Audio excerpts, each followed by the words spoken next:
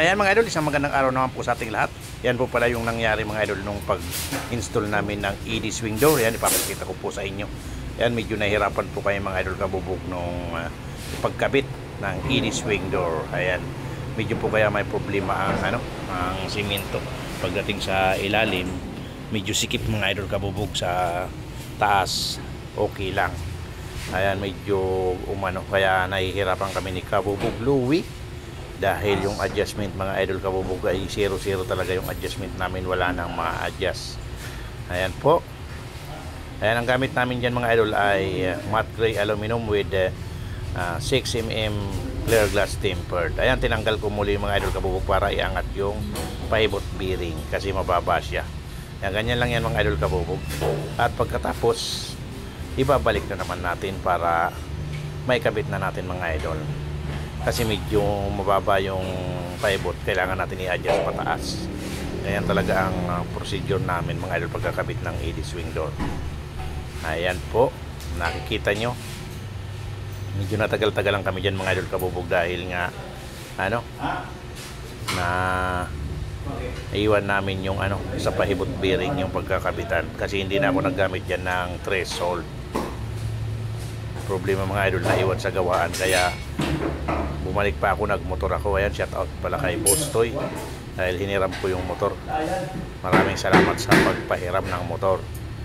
Ayan, napakababait ng mga tawan ni Boss John mga idol kabubog, todo suporta sa amin.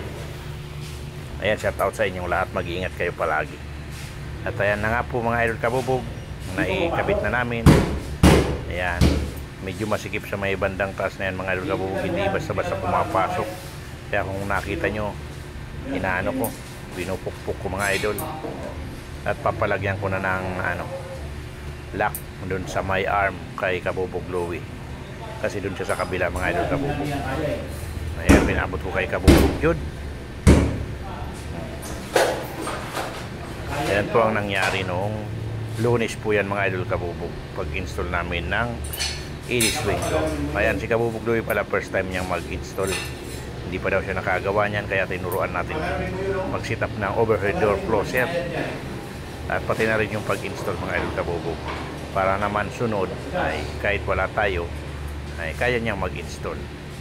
Ganyan lang yan mga idol kabubog kasi hindi lahat ng oras nandyan tayo. Minsan mayroon tayong lakad. Minsan umuwi ako ng Bicol dahil mayroon din nagpapagawa doon. Ayan, kahit wala tayo, kaya niya.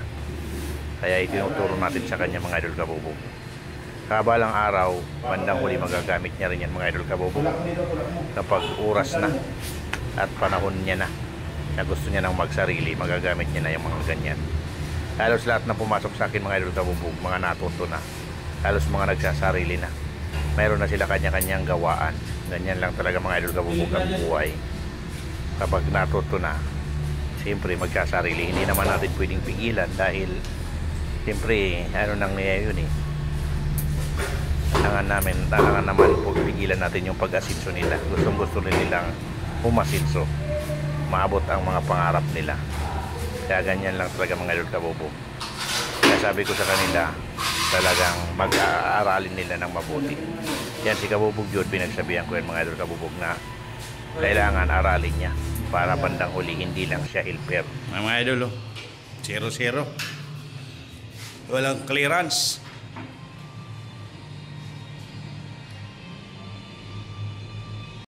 Check tayo mga idol, alasing ko na ng hapon.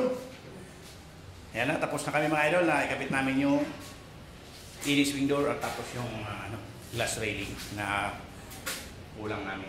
Ayan, maraming salamat mga idol sa mga viewers natin yan na patuloy na sumusuporta. Walang sawang nanonood sa aming video. Ayan, thank you very much mga idol kabubog. Bye bye!